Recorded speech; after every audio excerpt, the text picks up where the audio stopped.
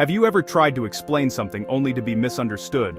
Maybe your email at work caused confusion, or your attempt to comfort a friend made things awkward.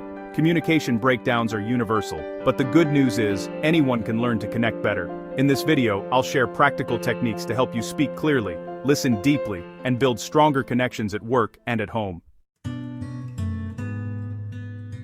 The biggest communication mistake? Focusing on being heard instead of truly listening. Deep listening means giving your full attention, no interruptions, no planning your reply. Try asking, "Can you tell me more about that?" Or, "What did you mean when you said?"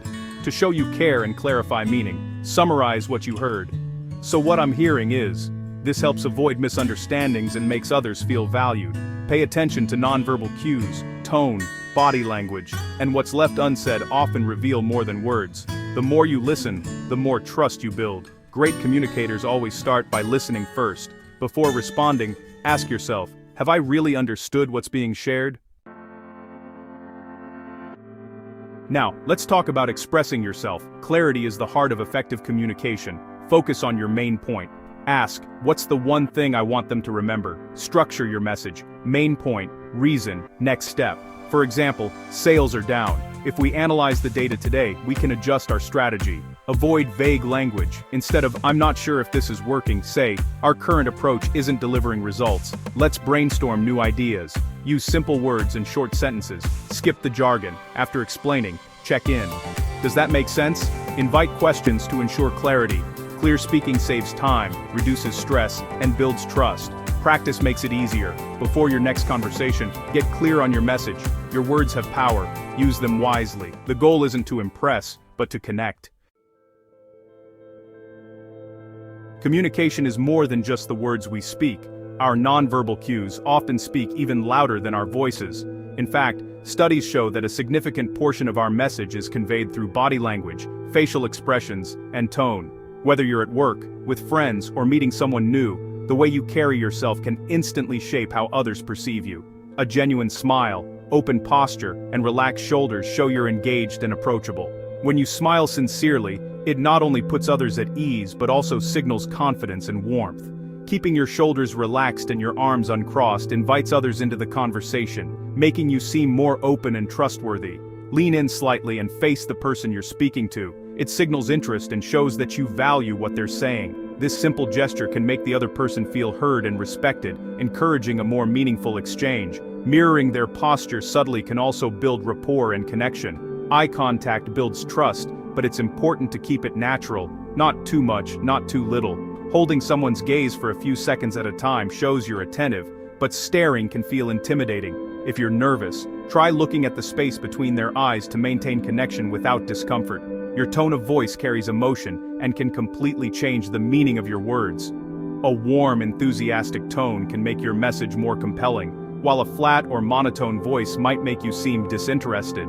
A calm, steady tone reassures others and helps create a positive atmosphere. On the other hand, a harsh or impatient tone can create tension and make people feel defensive or anxious. Being mindful of your tone is just as important as choosing the right words. Imagine saying, "I'm here to help," while checking your phone or glancing around the room. Your actions completely contradict your words. People notice when your attention is divided, and it can make them feel unimportant or dismissed. Instead, make eye contact, nod, and use small verbal affirmations like "I see" or "I understand" to reinforce your message.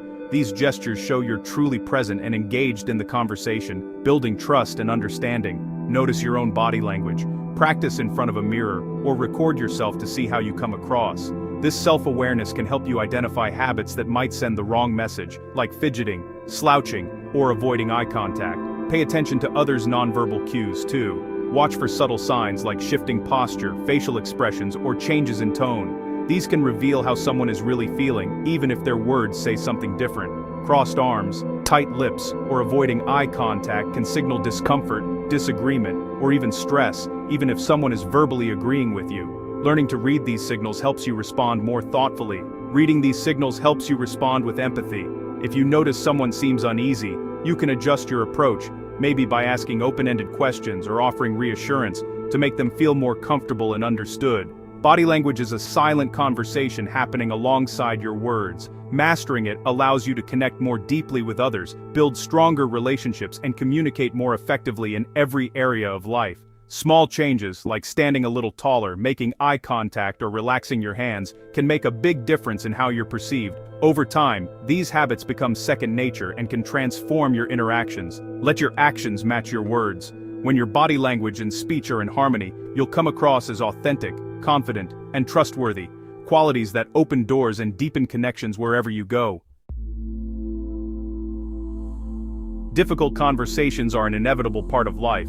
Whether it's at work, at home, or with friends, we all face moments where emotions run high and the stakes feel personal. In these moments, our feelings can easily take over, clouding our judgment and making it harder to communicate our true message. When emotions get the best of us, we might say things we don't mean, or react in ways we later regret. That's why learning to control your emotions during conversations is such a valuable skill. When you notice your emotions rising, maybe your heart is racing or your voice is getting tense, pause for a moment. Take a deep breath.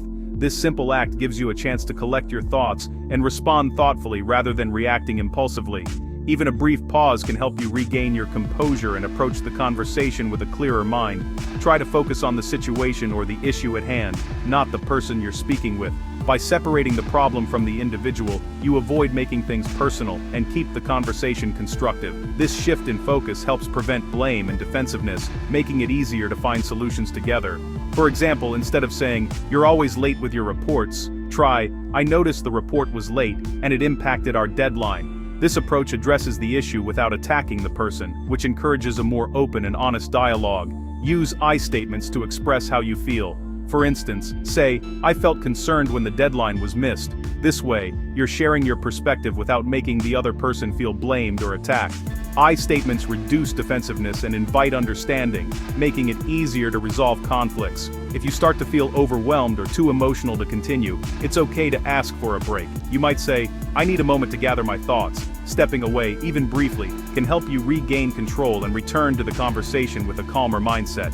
Everyone has triggers, specific words, topics, or behaviors that set off strong emotions. Learn to recognize yours, and when they appear, double down on your efforts to stay calm. Remind yourself that staying composed is a sign of strength, not weakness. Remember, listening is just as important as speaking. Even in tough moments, giving the other person your full attention and really hearing their perspective can diffuse tension and build mutual respect. Sometimes people just want to feel heard and understood. Emotional control doesn't mean hiding or suppressing your feelings. It means choosing how and when to express them in a way that's respectful and productive. By managing your emotions, you show maturity and create a safe space for honest communication. When you handle difficult conversations with emotional control, you build trust and respect in every interaction. People are more likely to listen to you, value your input, and work with you toward solutions. With practice, even the toughest conversations can become opportunities for growth, deeper understanding, and stronger relationships. Remember, every conversation is a chance to learn and improve, not just for you, but for everyone involved. Feedback is a powerful tool for personal and professional growth, yet many of us find it uncomfortable to give or receive. It's natural to feel nervous. After all, feedback can feel personal, and we worry about hurting feelings or being misunderstood. But when approached thoughtfully, feedback becomes a bridge to better understanding, stronger relationships, and continuous improvement. When giving feedback, remember to be specific and focus on observable behaviors, not on someone's personality or character. Instead of making general statements, point out exactly what you noticed. This helps the other person understand what they can change, rather than feeling attacked or criticized. For example, you might say, "I noticed there were a few errors in your report. Let's review them together and see how we can fix them."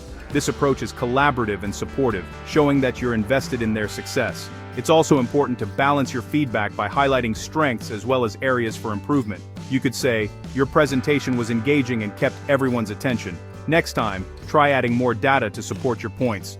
This way the person feels valued for what they did well, while also understanding how they can grow.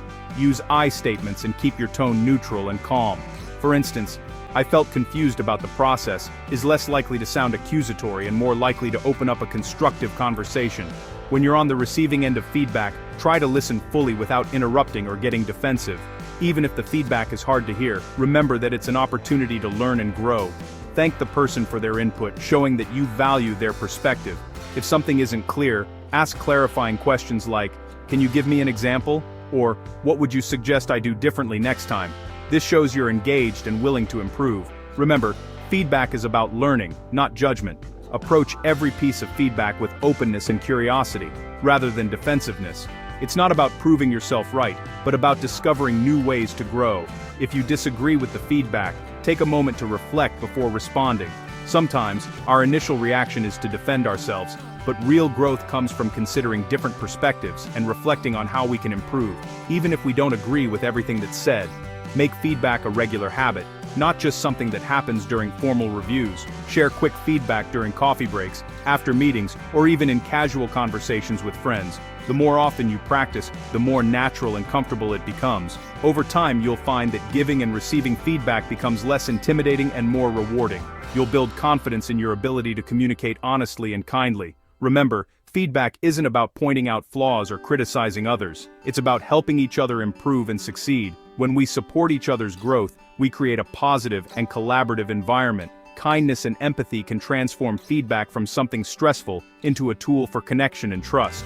When you approach feedback with genuine care, you strengthen your relationships and help everyone move forward together. So embrace feedback, both giving and receiving, and watch your relationships, your skills, and your confidence grow. The journey to improvement starts with a single conversation. Make it count. Not everyone communicates the same way. Some are direct, others more detailed or emotional. Observe how people express themselves, facts, stories, quick replies, or thoughtful pauses. Adapt your approach, use data for analytical types, connect personally with those who value relationships. Flexibility is key. Adjust your style to meet others where they are. Ask about preferences. Would you like a summary or more details? Or, how would you like to follow up? Embracing different styles brings new perspectives and deeper understanding. Every conversation is a chance to grow your empathy and skill. The best communicators listen, observe, and adapt. Great communication comes from daily practice, not just big moments. Each day, pick one conversation to focus on listening deeply. Notice the difference. Ask thoughtful questions. What do you think? Or, how did that make you feel? Practice explaining your ideas concisely, 1 or 2 sentences. Reflect. Did my actions match my words? Did my tone help or hurt? Use feedback to improve. Ask, how did I come across? Small changes add up. Every day is a new chance to connect and grow. Communication is the bridge between your thoughts and the world. Choose one technique from today's video and try it in your next conversation. With each step, your confidence and relationships will grow. Thanks for watching. Your journey to better communication starts now.